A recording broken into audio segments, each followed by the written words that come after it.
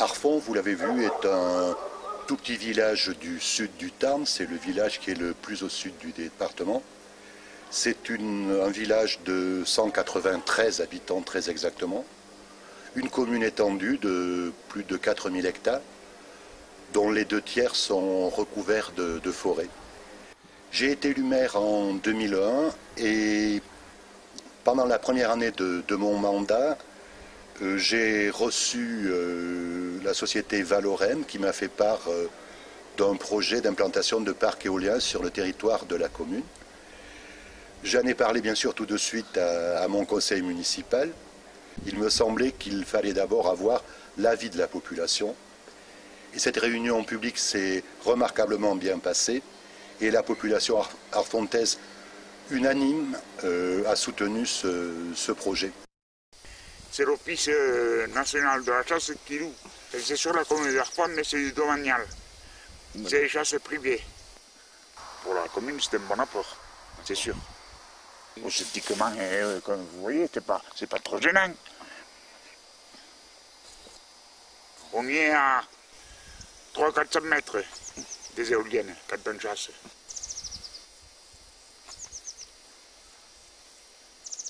Nous sommes 56 adhérents.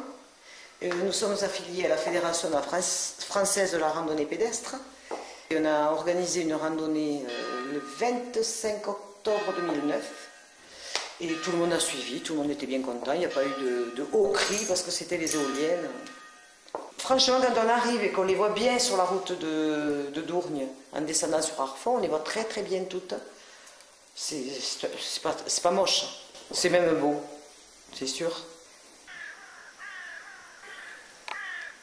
En fait, ça fait une belle balade, quoi.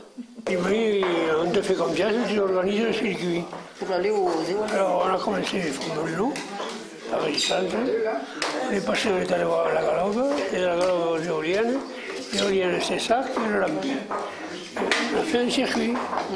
Ces enfants étaient ravis. Et là, oui, la première fois qu'ils voyaient les éoliennes, un barrage, ils ne savaient pas ce que c'était non plus. On est sorti sur le parc quand les éoliennes étaient en cours de montage et les élèves ont pu visiter la nacelle et observer le moteur.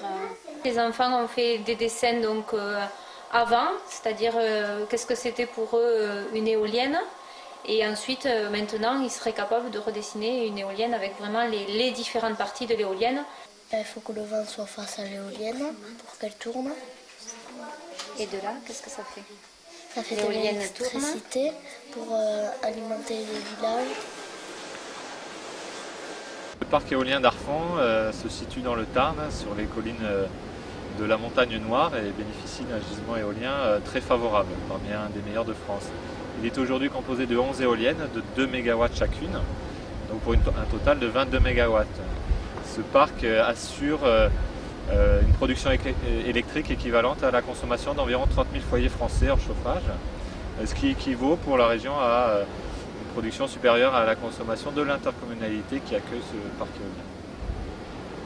On a travaillé avec des experts locaux, que ce soit sur les aspects environnementaux ou plus techniques, et ensuite sur la phase de chantier, que ce soit les terrassements, même les éoliennes, le béton pour les fondations, le câble sont issus d'entreprises, soit du Tarn, de la Haute-Garonne ou de l'Aude, le département limitrophe.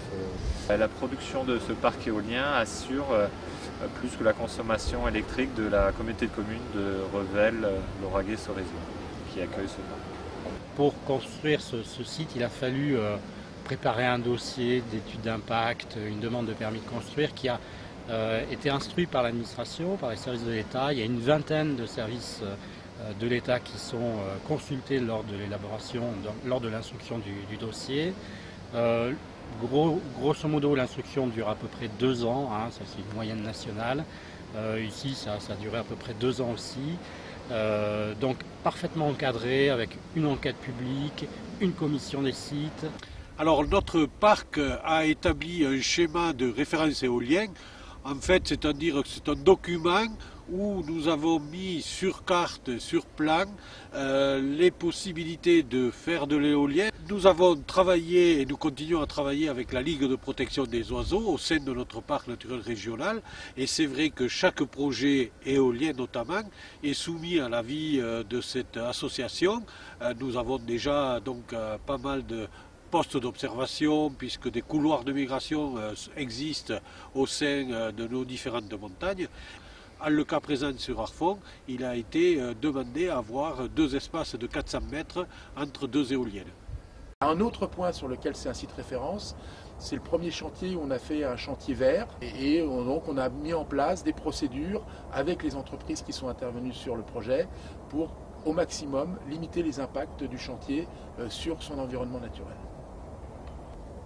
On peut qualifier le chantier d'Arfon de vert premièrement par l'état d'esprit qui nous animait, c'est-à-dire mettre l'environnement au cœur des décisions et des discussions avec les différents entrepreneurs qui ont travaillé sur ce chantier. D'une part en amont du chantier, en travaillant avec eux le dispositif du chantier. Pendant le chantier, en veillant à ce que, par exemple, on respecte les largeurs de piste définies, on respecte à ne pas abîmer la végétation non concernée par le chantier, que ce soit des arbres ou certaines stations floristiques. Et après le chantier, en remettant en état, c'est-à-dire en réduisant l'impact de notre chantier par du réenherbement pour, je dirais, rendre à la nature le parc éolien. Moi je préfère ça que voir les fumées de Golfech.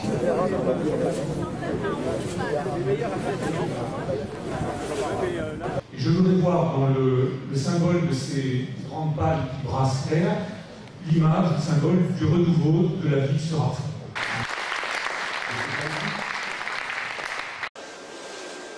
En toute hypothèse, si c'est proche de ce qui était prévu, ça permettra à la commune d'investir dans tout ce qui touche à l'environnement et en particulier la réalisation de l'assainissement pour le village. Et dans un deuxième temps, si tout va bien, la réalisation d'un réseau de chauffage bois qui permettra de chauffer tous les bâtiments communaux et éventuellement des maisons particulières. Notre philosophie aujourd'hui, c'est d'essayer de coller le plus possible au territoire.